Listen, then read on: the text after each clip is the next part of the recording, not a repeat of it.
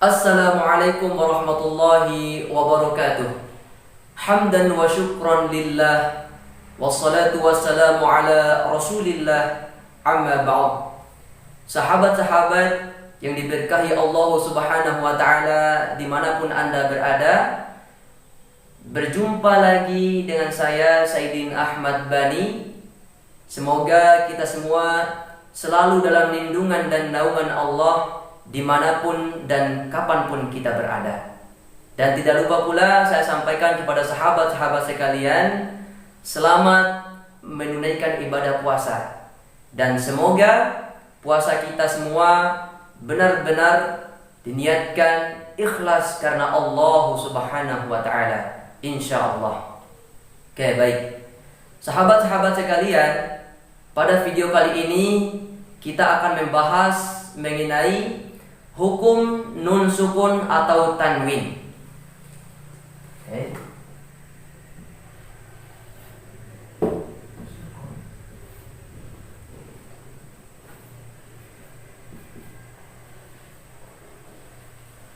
Oke. Pada video kali ini kita akan membahas tentang hukum nun sukun atau tanwin. Lalu ada berapakah hukum nun sukun atau tanwin itu? Jadi hukum nun sukun atau tanwin itu terbagi ke dalam 5 bagian. Apa saja itu?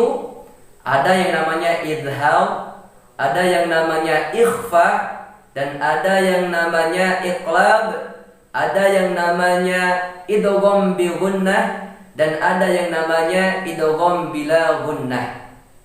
Oke. Namun pada video kali ini sahabat-sahabat sekalian, kita hanya membahas tentang idhar saja. Oke. Akan membahas tentang idhar.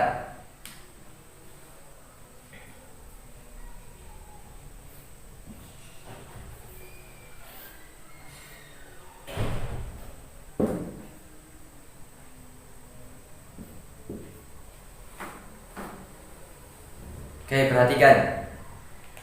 Apakah yang dimaksud dengan idhar itu? Jadi yang dimaksud dengan idhar adalah membunyikan bunyi nun sukun atau tanwin dengan jelas tanpa disertai dengan dengungan. Oke, saya tulis ya. Idhar adalah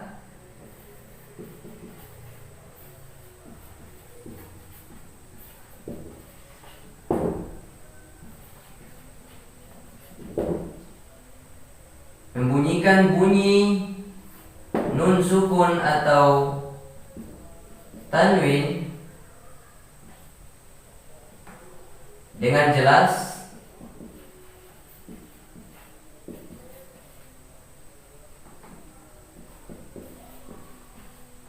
tanpa disertai dengan dengungan.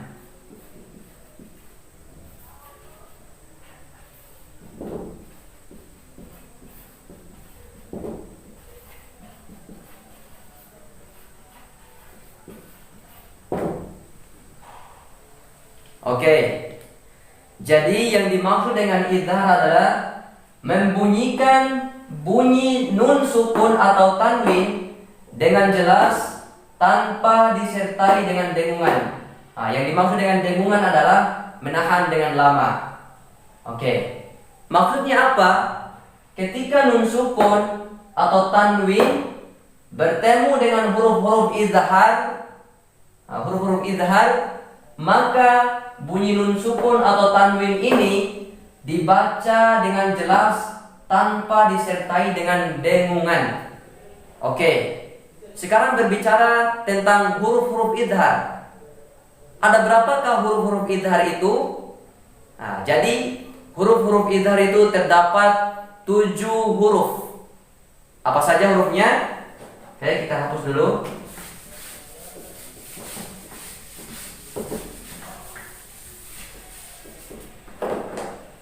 Huruf-huruf idhar adalah ada alif,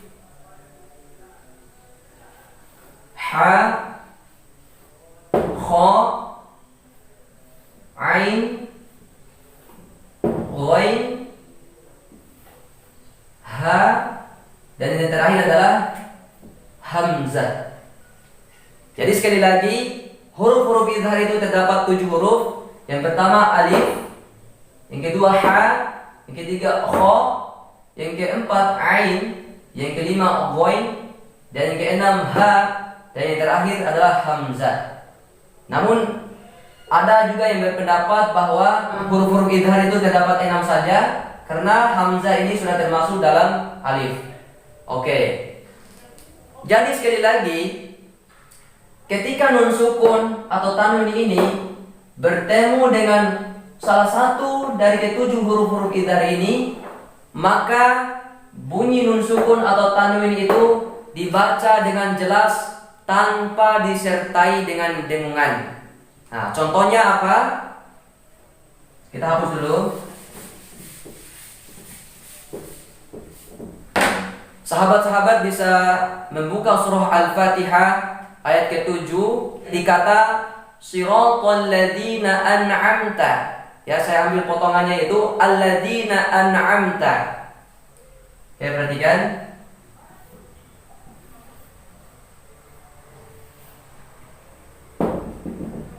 Alladzina an'amta.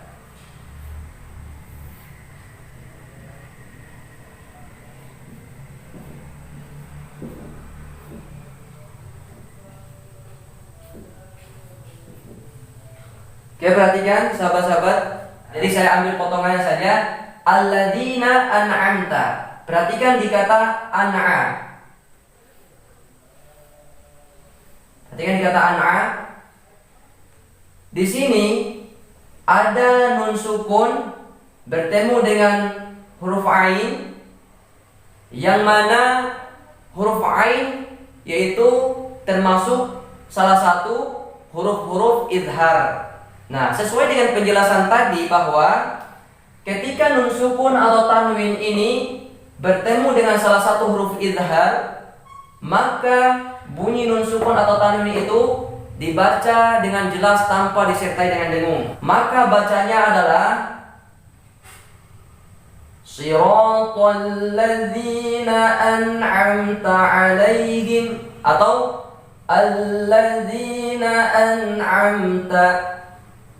Jadi ketika nun sukun bertemu ain, maka bunyi nunnya itu harus dibaca dengan jelas an, dan tanpa dengan dengungan, atau tidak boleh menahan dengan lama, langsung an'a. Nggak boleh kita membacanya misalnya alladzina an'amta. Nah, jadi nggak boleh menahan dengan lama. Bisa dipahami sampai di sini? Oke.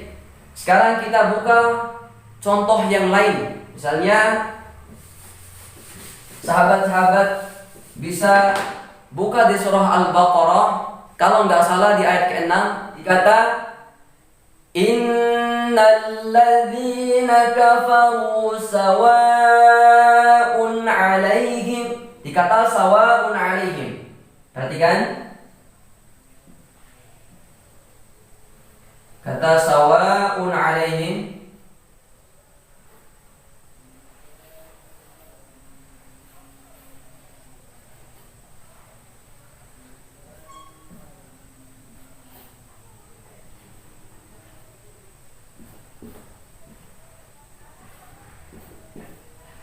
Nah, perhatikan di kata un'a.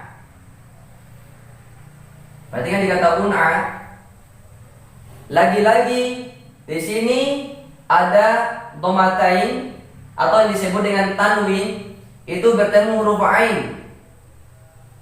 Yang mana huruf ain tadi adalah termasuk salah satu huruf-huruf izhar. Nah, lagi-lagi seperti penjelasannya adalah ketika tanwin atau nun sukun ini bertemu dengan salah satu huruf izhar, maka dibaca jelas tanpa disertai dengan dengungan. Nah, maka bacanya adalah sawa'un 'alaihim, sawa'un 'alaihim. Nah, nggak boleh membacanya dengan menahan lama. Misalnya sawa'un 'alaihim. Nah, jadi itu keliru. Nah, karena yang dimaksud dengan izhar tadi adalah membunyikan bunyi nun sukun atau tanwin dengan jelas tanpa menahannya dengan lama. Oke. Baik. Saya kira untuk penjelasan mengenai izhar cukup sampai di sini dulu. Mudah-mudahan bisa bermanfaat bagi teman-teman sekalian, dan insya Allah penjelasan yang selanjutnya kita akan menjelaskan di video-video yang selanjutnya. Dan yang terpenting adalah semoga di bulan yang penuh barakah ini kita diberikan rahmat oleh Allah Subhanahu wa taala untuk bisa membaca Al-Quran dengan baik dan benar. Amin amin ya rabbal alamin. Saya Saidin Ahmad Bani mohon pamit. Wassalamualaikum warahmatullahi wabarakatuh.